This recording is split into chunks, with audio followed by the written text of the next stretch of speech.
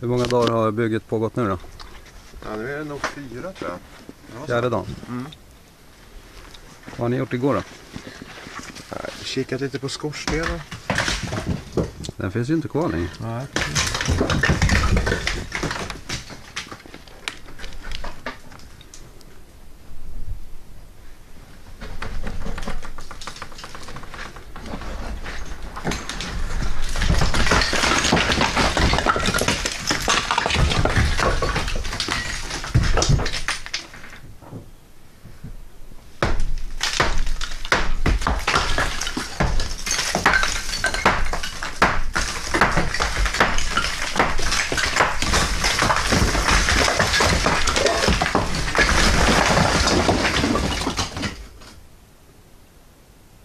Var det sista delen av skorstenen eller?